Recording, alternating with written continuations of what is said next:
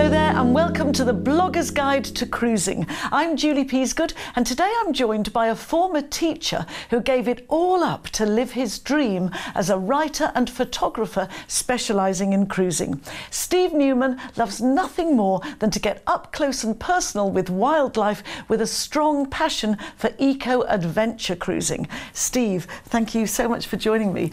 You were 30 when you gave up your life as a teacher to pursue your dream, a brave move. What got you started? What ignited this passion for travel writing? I think I've always had a love of travel. And when I was a teacher, I taught in Malta for 3 years. You're teaching forces children. Okay. And that's when I really got the bug to travel around the world. And I travelled around the Med and got cheap flights to America and did 45 states in Canada, Mexico in 6 weeks on the Greyhound buses. All that sort of stuff, you know. I always wanted to go on a Greyhound bus. It was an ambition I sadly never fulfilled. Wonderful experience in so many ways. Yeah. How did you turn all of these experiences, though, into a writing and blogging career? Well, I was in our doctor's waiting room in our small village, and there on the table, similar to this, was a magazine I'd never seen before called World of Cruising. And in those days, it was just a small postal magazine. You couldn't buy it in the shops. Okay. So I'd just come back from walking in Menorca and Majorca, and I just said, "Oh, would you like a small piece about the Balearic Islands and how cruising?" And they said, "Yeah, we'd love to have a look at it." So it went from there. It just mushroomed from there. Had you got any writing experience? No, none at all. So you just literally you wrote from your heart. Yeah. But being a teacher, you're obviously, you know, skilled at use of words and having a slight photographic knowledge as well, so I could get the images they wanted, and that just worked out from there. Fantastic. Can you remember your very first cruise experience? My very first cruise, yeah, that was on Star Clippers. Was it? Yeah. Gosh, what a way to start. Yeah. It's in the West Indies, in the Leeward Islands, St Kitts, Grenada. Wow, you weren't taking any prisoners. No, it was wonderful. Most people go to the Med or a short cruise. No, it was just the first one. Again, that just happened by accident. As I said, I was writing an article for Birdwatching magazine, and at the same time, I'm going to start writing for World of Cruising, and the girl was the PR. I didn't know she was the PR for Star Clippers, and she said, "Oh, I've got a trip going to the West Indies if you'd like to go." Thank you. Thank you. I'll take that. Yes. Yeah. Oh, and one of the most magical things, I'm sure you'll agree, on Star Clippers is Vangelis. When you leave. The air is filled with the strains of Vangelis as you leave, and all the sails are unfurled, and it brings tears to everybody's eyes. Yeah. Did they do that back then? Oh, yeah, absolutely, yeah. But I think, to me, the most magical thing about Star Clippers is when you get up early in the morning and the sails are up and the sun's coming up, and for about a brief 5 minutes, those sails turn bright orange as the sun catches them, you know, and so you have this wonderful aura. It's fantastic. I've got to do that. I've been on Star Clippers, but I'm going to admit it on camera. I don't think I've been up early enough to witness that. Shame on me. It's very understandable. Oh, excellent. Great. How do you think the world of cruising has changed since you first started writing about it? Expedition cruising has come a lot more into the fore because the boats are much smaller. They have a shorter depth of keel, so you can get to be far more intimate in places, like I've done, fortunately, in Antarctica or the Sea of Cortez or Greenland. You can go to these places which the bigger ships can't go to. So you can walk amongst penguins, you know, you can watch polar bears in the habitat, you can do that sort of thing. But it's expanding. There are so many different options coming online more and more now. You have people like Fred Olsen do this cruise and walk with the Ramblers Worldwide Holidays.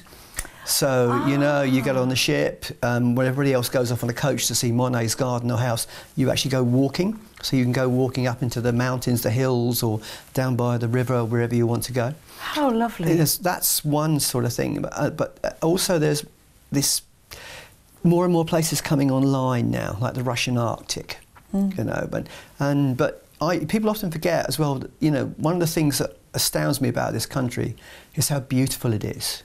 And there are so many now around Britain cruises that you can go on. And tiny little lines like the Majestic line is 12 of you on a boat, 5-star, you know, converted fishing boat, but you go around the Western Isles. Yeah. And there's so many beautiful cruises in this country. Yes. I think ex-UK cruising not from the UK, not flying somewhere else, but cruising from the UK, is becoming more and more popular. So do I would agree with you on that. And funny enough, I was invited to speak on board a Round Britain cruise, and I'll be really honest, I wasn't that excited about the destinations. I thought, Until you get there. Ballymorey, it would be lovely to see Tobermory and things.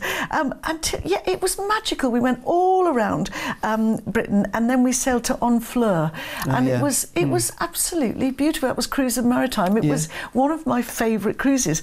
Now, you mentioned a little while ago, Steve, expedition cruising. Now, am I right in thinking that expedition cruising is sort of adventure cruising, where it's sort of destination immersion? The destination is more important actually than the ship. It's off the beaten track, like the Antarctica or the Galapagos. Am I right in that definition? Yeah, I think so. That is the way, because people are going there definitely for the experience. Yes. But like all levels of cruising, you get different levels of expedition cruising. Do you? Yeah, you can get some, they're like 200 people, like Hurtigruten did these incredible cruises to Antarctica and Spitsbergen, places like that. But then you've got other companies like G Expeditions or smaller, with only, or uncruise, only 85 people on the boat. Right. But if you're talking about expedition cruising, you need to be very careful the company you choose with. Now, that's not because of the standard. It's because, believe it or not, most of the people who go on expedition cruising these days are over 50 years of age rather, sorry. Now, where expedition cruises differ from contemporary cruises is that you don't fall up against a jetty and go down the gangplank. You have to get in a small boat and go maybe 50 yards, half a mile, whatever it is, across the sea. Okay. Now, you can either do that in rubber dinghies, it's called Zodiacs, which are great because they're only that high off the ground, and you get all the spray on your face and you're hanging onto it. Well, that's great, but if you've got bad knees, you don't want to be swinging over, do that. No. So other companies use what we call dibs, which are basically 2 aluminium cylinders with a steel decking and railings. You're about this high off the water, so you see far more. I can remember in the Sea of Cortez, the dolphins were jumping over the top of us when we were sitting on this, and you were looking down on the giant rays swimming underneath us. And then the other reason is, again, like Hurtigruten use something called polar circle boats, which again are rubber, but they're ice packed, so they punch their way through the pack ice for you to think, so you can actually get really up close to where the orcas are coming up under to hunt their prey. And you get up by a little ladder, the same with the dibs too. So you get up and you walk off. But you have to be aware that, you know, things change. Like for example, in Greenland, the day before, we'd been playing football with some of the Inuits in their little village. I couldn't speak a word of Inuit, they couldn't speak English, but we were having a fantastic time. You can play football. Yeah, but the next day, what I was really looking forward to going to, we couldn't land because the sea was so rough. Right. You know, and they daren't put the small boats out. It's obviously, you know, passenger safety is paramount all the time. The captain will always opt for passenger safety. I think you have to think that too. Like when we were in Spitsbergen, first thing we did, we land, we have a health and safety lecture with the difference with a guy standing there with a rifle. And that he's saying, right, if we get attacked by a polar bear, this is what you do. But please remember, we are guests in the polar bear country. Yes. This is his land, not ours. Yes. So we would do everything in our power, you know, to make sure we don't have to use this. Right. And so you have all this, what you do, and, you know, they have big flare guns to scare it off, etc. So, yeah, that's what I love about expedition cruising, is the unexpectedness. I mean, in the Sea of Cortez, it's called the Wine Red Sea. And I had no idea why it was called that until you get up in the morning and your sunrise comes up and literally the whole sea goes the colour of red wine. And that is just an incredible experience I'll never forget. Absolutely. Would you say expedition cruising, though, is only for the able-bodied? If it does require you hanging on to things and getting up close and personal with icebergs and things, and it's not for somebody who isn't sure-footed? Or is it? Am I wrong? No, I would say you're 99.9% correct there, to be honest with you. And you should, before you book any expedition cruise, consider your own health. Speak to the operators, what you've got, what you can do. But then again, you see, in a way, there is soft expedition cruising, because some of the bigger cruise ships, like 2,000-3,000 people, do go to Antarctica. They go to Alaska, to Glacier National Park. So, and you can get off and you get your trips to Alaska, take a coach, go and watch the bears fishing for salmon. All right? Or whatever you want that way. So you can still do expedition cruising to a certain point, but with a gin and tonic. In the lounge. I mean, when we were on Fram, we were all given the opportunity to go swimming in the Arctic or the Antarctic. And so I thought, you're only young once, let's go swimming. Right, young once, so you only live once. So we went swimming in the Arctic at about like -1 degree or something. But Caroline was in the lounge watching me with a pair of binoculars with a gin and tonic. So, oh, great. So, yeah, you just decide how you want to do it, Please stay with me, Steve. I can't offer you a gin and tonic after our break, but we'll chat a lot more. OK, don't go anywhere. We'll be right back after this quick break.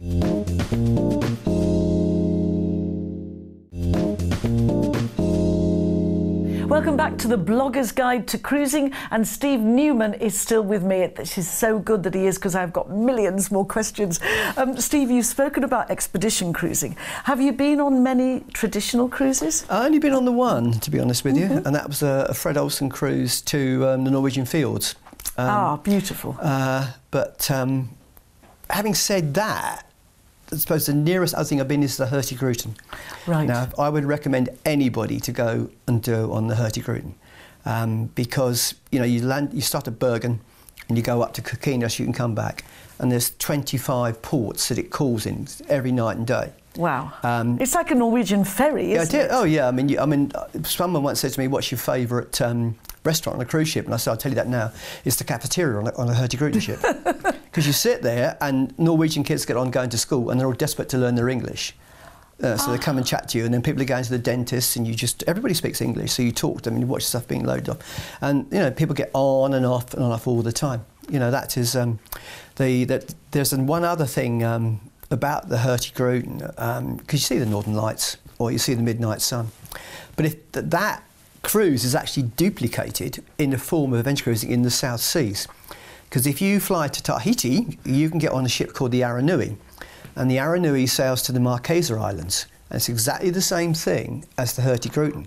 So you get on there, and it goes to all the different islands, unloads, people get on, get off, and it's as you're going, the company actually have people from the Marquesa Islands who educate you about the history and the culture as you approach them. How wonderful. Yeah. So it's delivering the post and educating you at the same time. Yeah, absolutely. But is Hurtigruten and the one from Tahiti as well, are they as luxurious as you might find on other ships? Are the facilities as good? Yeah, that is the way it's happening all the time. They have a dedicated dining room, and you have cabins that are specific. Okay, it's not going to be like Island Sky from Nova Caledonia. It's not going to be that standard. Or Crystal or Silver Sea or like Seabourn. But it is perfectly adequate for what you want and what you get with the food and the service and everything else. Okay. Yeah. You just have to remember that if you're in a Hurtigruten and you go into Norway, like everybody else, you want to get off the ship and you go and walk around. Let's have a bit of culture and a bit of food. And the problem with Norway, of course, is we went in there and I ordered a glass of red wine, a chicken tikka sandwich, and that's £18. Yes, I was just going to say, did you take your credit card? Absolutely. We ordered coffees in Norway. 2 coffees were a tenner. I just could not believe it. And it suddenly makes the ship very, very attractive, especially if all your food and drinks included. You are obviously, though, a shore excursions man. You have done things I suspect are just on everybody else's bucket list. What in your memory and experience have been your most favourite things? That's such a difficult question to answer. I suppose the things that really you can give me a selection. Oh yeah. Well, I would argue that I suppose that walking through the penguin colonies in Antarctica, but you can smell them 2 to 3 miles before you get to them. Good smell? No. Outstanding snorkeling with baby sea lions and just watching them gyrate in front of you in the Sea of Cortez. That was pretty amazing. Also, I had no idea, because I was just snorkeling on the top, and an adult went underneath me, and I had no idea they could move so fast underwater. Gosh. Incredibly, just like speech, I mean, those things, Hiroshima in Japan, really, really moving. But the wildlife is my thing. Oh, St Kilda, incredible, Skellig Michael. If you ever get the chance, go to Skellig Michael. Skellig Michael? Skellig Michael off the Kerry coast. It's like a giant pyramid on the end of a Toblerone that rises out of the Atlantic. And on the top is an 8th century anchorite monastery. It's where it's used in the latest Star Wars films. Oh, really? As a base, but that is pretty amazing. Gosh, what else is on your bucket list? Because you've done so many unusual things and different destinations, run-of-the-mill places. Do they hold any? Yeah, they do, because wherever you go, you find somewhere. Wherever you go, no matter how you think, oh, this is awful, you will find something or someone you can talk to. Okay. That you know, I mean, it is. Even places like Morocco, in Agadir and things like that, you know, you will find things. I haven't, but my own hopes, the Galapagos. I've never been to the Galapagos. I've never been. I'd love to go Galapagos. I would love to go to South Georgia. Right. I would really love to go to South Georgia, and just to see king penguins, tens of thousands of them. You know, so your camera can't cope with getting them in focus because, you know, just stunning. Do you have any advice, Steve, for first-time cruisers? Would you steer them in the direction of expedition cruising if they were, you know, sort of suitable, or would you sort of just say dip your toe in the water, just try it? I think you have to look at the magazine market, like World of Cruising, for example. I think you have to look at television programs like this, and I think above all you have to talk to people who have been. There is so much hype. We can all look at a brochure and yes, it looks wonderful. You get there and you can be quite disappointed. So you do need to talk to people who've been and listen and look around. Definitely. Don't just go straight at it. No, absolutely. It is word of mouth, and looking on, excuse me, sites like Cruise Critic, which is like the trip advisor for cruising, Burlitt's Guide to Cruising, Cruise International magazine, and everything like that. You're absolutely right. It's to do your research. Have you ever cruised solo, Steve? Yes, Would you recommend it? Because I know there's a whacking supplements on some cruises. It always seems so sad for solo travellers. Yeah, but that's on others there isn't. Yeah, but that's changing dramatically now. Is it? Oh yeah, I think more and more you will see offers for solos or no single supplement, and a lot of cruise liners now they actually have solo cruises that you can go on your own, or they cater specifically for the solo market. That is changing, and I think the cruise companies are beginning to realise that is quite a growing, expanding market. Okay, brilliant. Do you think there are still some misconceptions around the world of cruising today? Do people sort of say to you ever, why do you always love cruises? What about land-based holidays?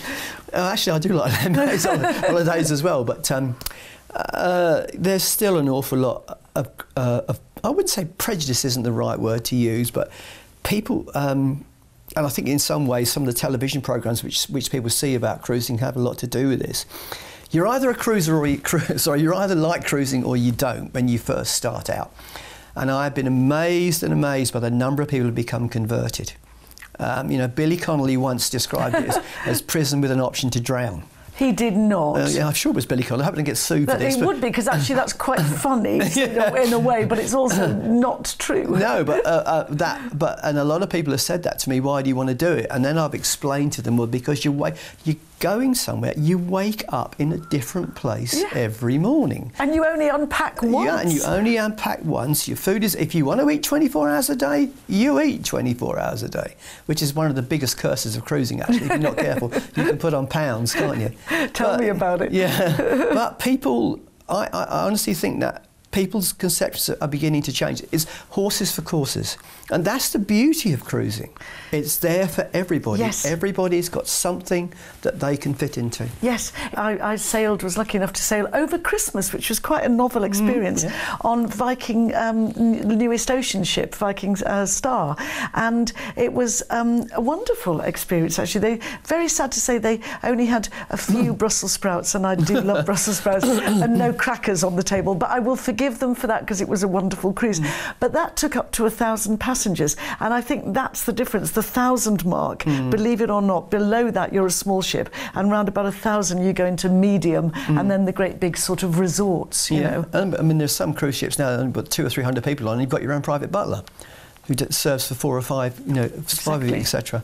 There are some expedition cruises where the Zodiacs, they're like the Rolls Royce of Zodiacs, you know, with high suits and everything. And some of the Silver Sea expeditions are beautiful, you know, when you see their brochures and stuff that they do. Yes. So you're getting far more comfort, and it's just wonderful. Yeah, probably also why cruising has risen in popularity so much in the last few years, 9% every year. I was saying to Lewis Nunn, a young man we had, 1.79 million people went on a cruise last year, and for a third of them it was their first cruise, and 2/3 of them they actually opted for 2 cruises. Yeah, that wouldn't surprise me.